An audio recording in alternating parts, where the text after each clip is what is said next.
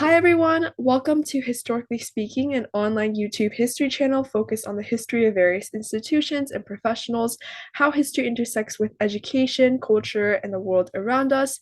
I'm Karen Yang, host of Historically Speaking, and today joining us is Dag Spicer from the Computer History Museum. He is currently the senior curator. He's also an electrical engineer and historian of science and technology.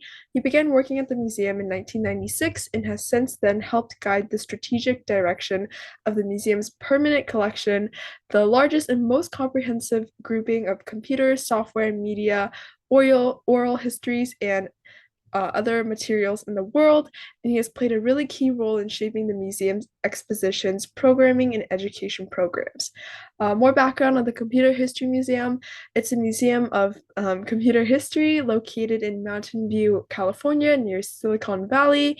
And the museum has a lot of really great stories and artifacts of Silicon Valley and the information age and explores a really interesting history of technology and computers. Dag, thank you so much for joining us today. Is there anything else you'd like to add in your bio or anything about the Computer History Museum? Oh no, that was great, Karen. Thank you very much. Yeah. Yeah, of course. No worries. With that, I think we can get started with our questions. Definitely super intrigued by the Computer History Museum because a lot of people don't necessarily think that, studying a lot of STEM fields and humanities fields like history is not a lot of people genuinely just think of that as a really emerging section and factor of, museums. But I definitely think that the Computer History Museum has a lot of really important programs and interesting programs as well. So, my first question more has to do with the general concept of history and technology, though. So, from your perspective, how can we use the study of history and history itself to create new technology innovations? Well, it's often been said that history is a lamp that we carry with us into the past to illuminate the corners of what has come before us.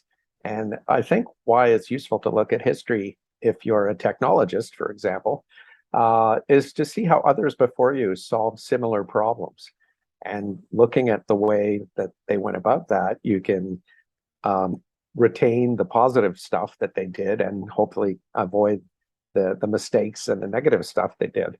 Mhm. Um, Another reason is, how to use history to inspire new technology is really about history itself, which is more on the individual level, I should say, which is to gain personal inspiration from, it's such an arduous process of designing and bringing something to market. And most inventions go nowhere. Failure is built into the process of invention. So looking at past examples of these failures can give you hope, right? Like you read the story of the inventor who they tried 100 different times. Like, remember, Yeah. I think that famous quote from Edison, right? He goes, well, it took me 100 times to figure out the right recipe for the light bulb, but I didn't fail 99 times. I just found 99 ways that didn't work. So it's a shift in focus, right? Where you have to accept that failure is part of what gets you to success, which is unusual because usually, when you have a failure, it kind of sets you back for a while. But if you're an inventor, you just go, I'll just keep going. Um, I guess, another reason might be that, it would give you a sense of being part of a fraternity Mm, or a sorority, of inventors, that people have come before you and you are part of a long tradition of inventors throughout time who sort of face, you know, they face the specifics are different, but the psychology is much the same. They mm. face big odds and a lot of setbacks and they keep trying. And then there's always the element of luck too that comes into it. So that's a big part of having a successful technology as well. Yeah. I think what is really, really interesting was that when you were talking about the idea of just, learning from your past mistakes, I immediately thought of Edison in the light bulb as well. Oh, And great. yeah, I think like growing up, I think Edison was like one of the first scientists that I was really like introduced to along with Alexander Graham Bell.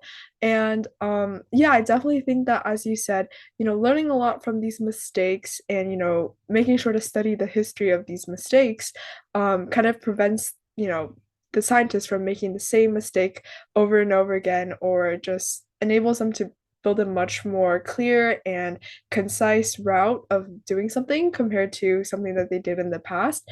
And I think that, Thomas Edison is definitely like a really, really great example of this in terms of, making just discovering different ways and taking note of these different ways that he's already, tried to make the light bulb, but then definitely using history to help improve his chances or improve his odds of, succeeding as well.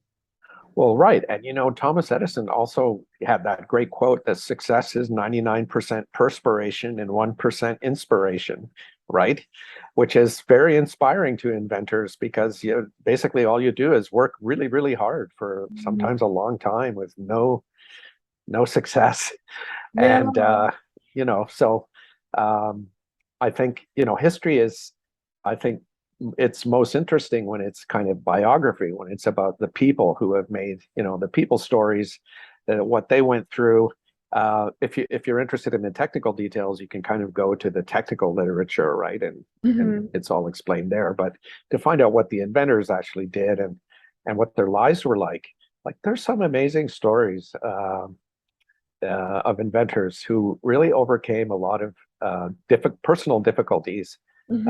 And they make great stories. Like I say, part of history's role, I think, it is to inspire. So, yeah. Yeah, I think that's like a really great quote as well with like the perspiration versus inspiration because as you said, like history is also part of like inspiring people to, make new inventions and be like, hey, like our history may have shown that, oh, this is some way that we operate, but maybe that's not the most effective way that we've operated in history. And therefore, hey, maybe let's create something new and different and just more functional or something like that. So I think like history does a really great job of illustrating both perspiration and inspiration with just how hard people have worked in the past and how people have used that work to build upon new inventions, which I think is super, super cool for sure. Yeah, Yeah. exactly. I guess like this question is more centered around just why studying all of this technological inventions and computers in general, to be more specific, actually, is so important. So, from your perspective, why studying the history of computers in particular is so important?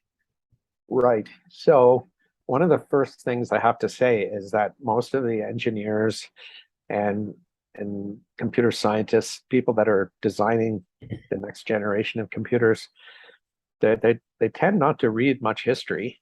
And I think, well, there's a couple of reasons. One is there isn't a lot of history Hmm. about what's gone on, but um, in terms of knowing what's come before them, like on a technical level, I can tell you what happens when you don't study history. And this happened when the microprocessor came out in the 80s and 90s. Hmm.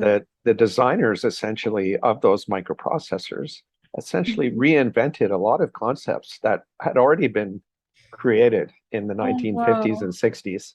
Hmm. But because they weren't, aware of that, they literally reinvented it. So that's a good reason to know the history of computers, Hmm. right? You can Hmm. actually save yourself a lot of time if Yeah. if you're a computer designer. Yeah. Oh my goodness, like along with time, a lot of like funds and resources, and definitely a lot of like patience as well. You know, Mm, I definitely think a lot of people are, limited in how much they're willing to like dive down into a rabbit hole of research and, technology. So, yeah, as you said, looking at the history and being like, oh, this is where we already have something scoped out. So let's take that and apply it to something new. And I agree, like, although computer history, at least from my own standpoint, I did like a Steve Jobs like presentation when I was in like fourth grade. That was like my first touch with that's like great. computer history. But I definitely think that it's only, been a really rather recent phenomenon compared to some other studies Yeah. areas Oh, of you're right. history, For of sure. like Greek and Roman history and all that good stuff. Yeah. And yeah, like as you said, I definitely think a lot of kids, at least in my generation, like we definitely are just they're really obsessed with, coding and really obsessed with building up new worlds, which, all for that like new exploration. But sometimes it doesn't hurt to, take a step back and look back, maybe even only like 40 and 50 years ago or something. Yeah, well, I mean, the history of computing itself, if you think it kind of started, I would say, in like the mid 1930s, Hmm. probably. So that's like 80, 90 years, I Hmm. guess. Yeah, it's almost in 2030 it'll be a century. Yeah. But the real takeoff for computing was in the mid 60s. Hmm.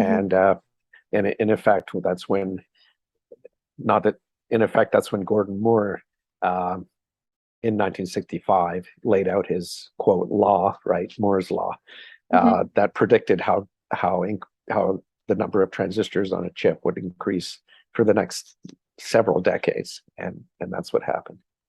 Yeah, for sure. I think that yeah, like this emphasis on studying this definitely I think is super number one, super cool. I think like again, so many of the things that, we interact with on a daily basis, if you think about only 10 15 years ago, it's like, oh my gosh, not everyone had an iPhone. Like we were still like kind of getting used to that technology.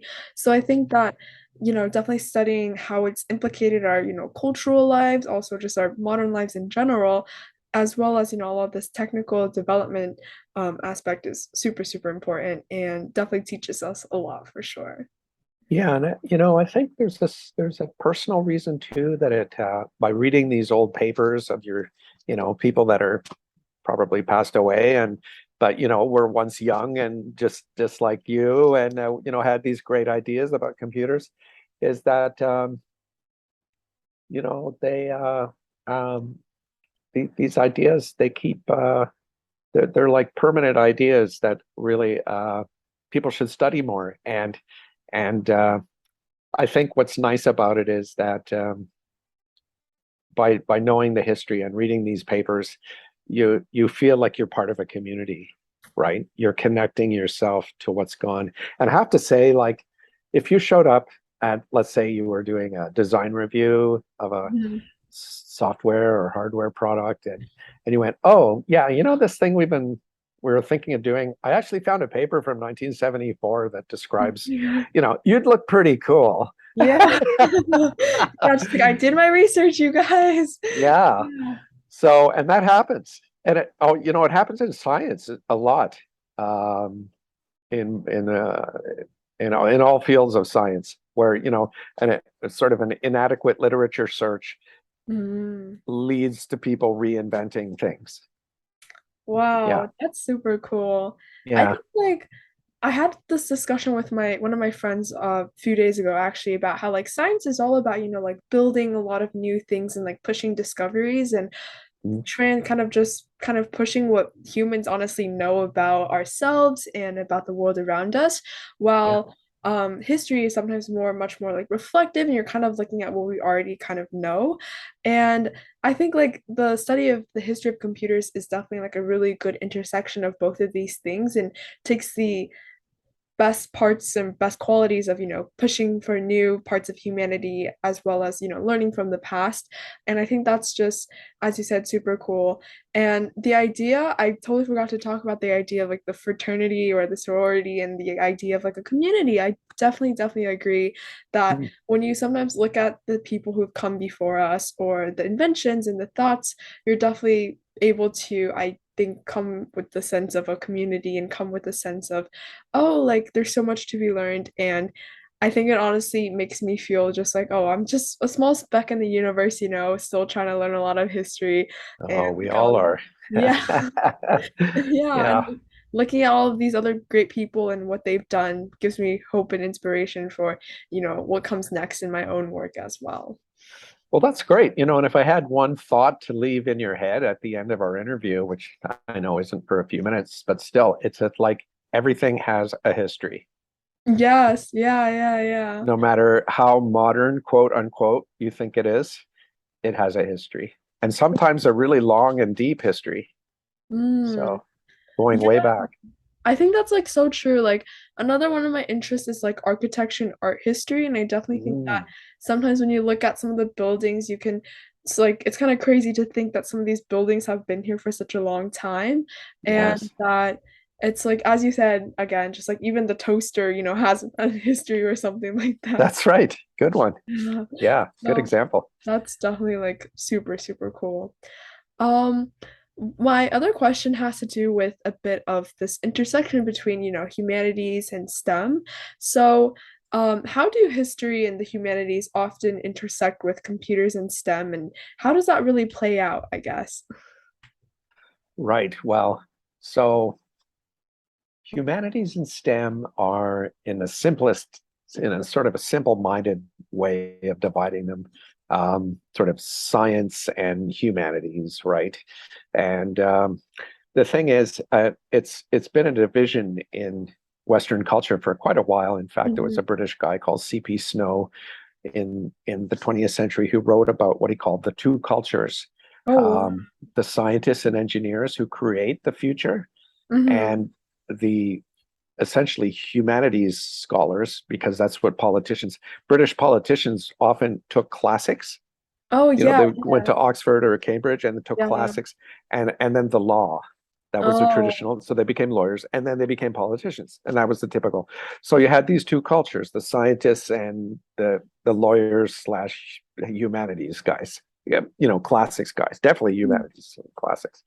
And so he spoke of, these two groups need to speak to each other more. mm-hmm. And the problem is that um, there aren't many people who can sort of act as translators or synthesizers Mm-hmm. between these two groups, right? And Mm-hmm. so what I would say is, where do the humanities interact with STEM? Is Mm-hmm. that all of our problems, and I speak of like the serious problems facing the globe now, like global Mm-hmm. warming. Let's take that one. Yeah, for sure. They require technical solutions, but they equally require social solutions. That Mm-hmm. there's no way that we're just gonna, you know, apply technology and quote solve global warming. It's a Mm-hmm. massive change in human thinking that Yeah, has to occur too, mm-hmm. right? A Mm-hmm. social change has to occur. Mm-hmm. And so I'm careful in like how I want to answer this because technology is not always the there was a movement in the 70s called the appropriate technology movement, which was people who actually were proud of what I'll call their unupgraded lives. They didn't Mm-hmm. need the latest thing. Um, they thought a shovel was like one of the greatest inventions ever because you could do Mm-hmm. so much with it, right? And you Mm-hmm. didn't computers were kind of suspect, to be honest. Mm-hmm. And But they had this idea that you don't have to accept all the technology that's being thrown at you. Mm-hmm. You can use what's appropriate for you, for your for your case, your Mm-hmm. situation, your environment, your needs, right? So that was kind of a form of pushback, right, against the Western culture's the march of science, as you might want to call it. Yeah, for And sure. so I think of two examples. One is like an Amish barn raising, which I don't know if you ever seen it, but there's no technology at all. Yeah, It, I it, actually went to like Pennsylvania, like I think like a few years ago, and they were like still riding the horse and buggy, oh, and exactly. yeah. Exactly. So the same people, they get about 100 people, and they literally put a barn up in the space of, I don't know, is it an hour? It might even be less than an hour. Mhm. And another example I have is when I was working in Chile in South America. Mhm. Um, I saw road construction work going on, and there were about 50 men working on the road, smoothing it out. And I asked the guy I was working with, another engineer, who said, "Well, why wouldn't they just use a grader, like that machine that um, Just like directly. scrapes the Yeah. road and makes it nice and flat?" Mhm. And he said, "Well, and then what are these guys supposed to do?" And so that was a lesson, which is again kind of an appropriate technology argument. Mhm. If you get this big machine in, you're putting literally 50 guys, they're all men, 50 men out of work, Mhm. and Mhm. then their families don't eat. Yeah. And Yeah. so I thought that was very interesting. Someone made a social decision to Mhm. not bring in the big machine so Yeah. that they could. keep people working. Mm-hmm. And so that goes on all the time, right? We don't, it's not, so I guess what I'm trying to answer is that like it's a complicated blend of human uh, you know of technical solutions and human will. Like Yeah. somehow we have to get the will. Einstein once said, technical problems were never solved by applying more technology to them, Mm-hmm. right? Yeah. There's really a social component that needs to be I need to addressed. like balance with that. I loved every single point you made. Um, I think like definitely, a lot of the debate over, self-driving cars or, a lot of this like really fast like trains and all of like the new technology that we use probably more on like a day-to-day basis in terms of maybe replacing, drivers with automated, you know, AI or something. Yeah. Definitely, like, there's so many social implications with just do we want the jobs? Like, how is the jobs going to play out, and how is this going to affect, this amount of people in society, etc. And I think Hmm. that the point you made about how, with global warming and with a lot of the new issues that continue to plague us, we're definitely going to need kind of a social kind of awareness and a cultural awareness um, as well as all of the great technology and the great solutions that come about in a Hmm. more traditional sense, I guess. Yes. Yeah, Yeah, for exactly. sure.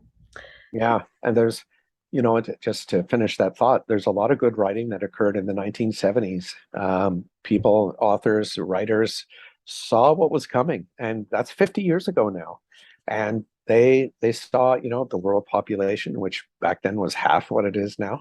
Hmm. I think wrap your head around that. Yeah, When I was born, there were 4 billion people on the planet. yeah, and it's like double now. It's crazy. And four and a half, actually.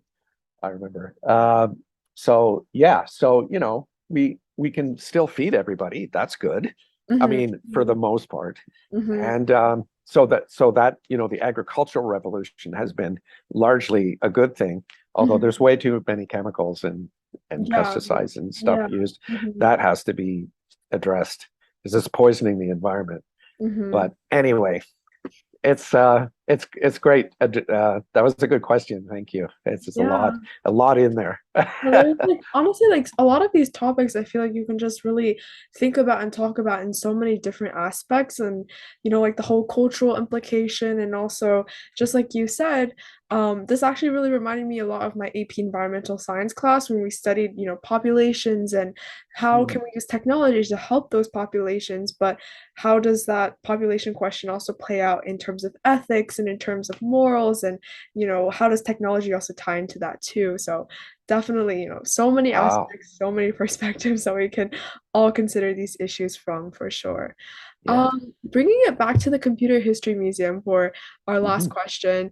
Definitely, I think I've had a really great time getting to know the Computer History Museum and looking at all of the expositions, just online and in person. And I definitely saw like there was a teen intern program. I was like, oh man, if I lived in California, man. Oh, Uh, good. yeah, and Cool. I think that I guess like what has been some of your favorite exhibits and what are some exhibits that are currently online or in person or anything else like that? Right. Well, uh, the two exhibits I chose are actually our own. I hope that's okay. Yeah, yeah, yeah, for sure, no Because worries. I, could talk about other museums I've been to, but we'll keep it on to the Computer History Museum. Mhm. And so the Make Software, we have an exhibit called Make Software Change the World, which I think is the title. It kind of tells you right there, Mhm. that excuse me, the center of gravity of change in technology terms. It used to really be about hardware and like faster chips and more memory and all of this. But it's basically software now. Silicon Valley, even though it's named after silicon, an earlier time when silicon chips were made here, it's Mhm. really Software Valley now. Yeah. So um, so we made this exhibit just about software, and it's based on 7 different galleries. Each gallery is a different software type or product. So I'll tell Mhm. you what they are. They're Photoshop, MRI, that's magnetic resonance imaging, Hmm. car crash simulation, Wikipedia, texting, and World of Warcraft. I love the diversity. Oh my goodness, there's something for everyone. Exactly. That's what we were hoping. And we have, you know, um, with each of those seven galleries, we have three sections that I think is kind of useful for presentations. You might think of using this sometime yourself, maybe even. But what we did is we divided each gallery into three parts, which we even spell out in letters in each of the sections: history, impact, and technology. Oh wow. HIT.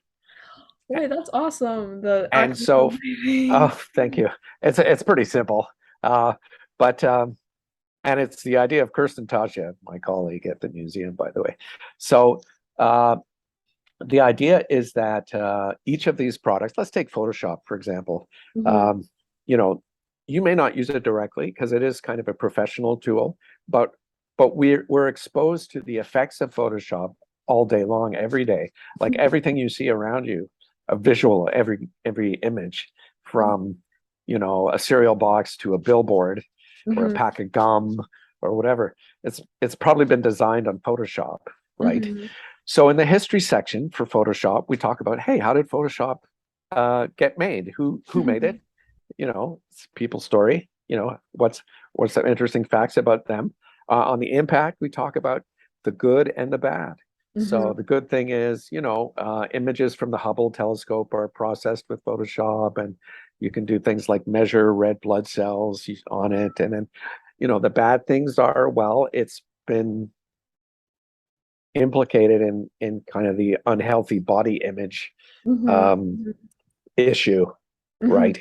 That some magazines and, well, just any media outlet, Hmm. that was a real problem. They've sort of toned it down, but uh, so that's the negative part of it too, right? Is that like you can make people. Another example we have is, yeah, we have examples of people in situations where there's an Orthodox Jewish newspaper, for example, all the women have been removed. Oh wow. It's a photo, yeah, it's a photograph of the White House Situation Room with Hillary Clinton and another woman there, and they've actually been photoshopped out. Wow. So anyway, it shows you it's going on all the time. This Mhm. censorship, and good and bad, right? Like it's a Mhm. cliche to say tools can be used for good or bad, right? But essentially, That's they so they all true. can. And Yeah. then on the so that's history, impact, and then on the technology side, we actually set up a version of Photoshop that's impossible to break, so that you Wow. can. We worked with Adobe on that, and they Wow. set it up so that you can do a selfie with you and Alan Turing or Lady Lovelace or Obama or whoever you want, Steph Curry, and so that's the fun. So that's one exhibit. We do that, in seven different stories, those three parts: history, impact, and technology. Wow. So I like to think of, when I do presentations, actually, of those three features as being sliders, like on a volume control or something. Whoa. And depending on the audience, you can actually like amp up Turn the one up. history, Yeah, yeah, turn down the technology if they're not, yeah. techies. And so it's kind of a fun thing to play That's with. great. Yeah. Yeah. That sounds super, super cool. Number one, it's kind of like a just everything that we talked about today, honestly, like the history, the technology, and the impact, on humanity and on all sorts of different people. So that sounds so cool. And I'm like, wow, I really gotta fly myself out and take a look at that soon for Oh sure. yeah, for sure. Yeah, I'll give you a tour. Yeah, that would be awesome. Yeah, that sounds so much fun. As we kind of wrap up, is there anything else you'd like to add about just the Computer History Museum or any of the other topics that we talked about today? No, I mean, this has been really enjoyable, and your questions are just amazing, really good and perceptive. And I just want to finish by welcoming everyone to come by and visit us anytime. We're open full time again, so please Awesome. drop by. Yeah, that's so cool. And like definitely I know the website has a lot of really great resources as well. So those will all be linked down below so you can take a look at the online expositions as well. And yeah, I just really enjoyed this conversation as well. And definitely it's also as a humanities kid, it's also allowed me to, appreciate a lot of the STEM and a lot of the great technology that comes around and we interact with literally every day. Yes, that's great. Well, this has been super fun. So thank you so much for inviting me. Of course. And thank you to everyone watching at home. Stay safe, and I'll see you in the next video.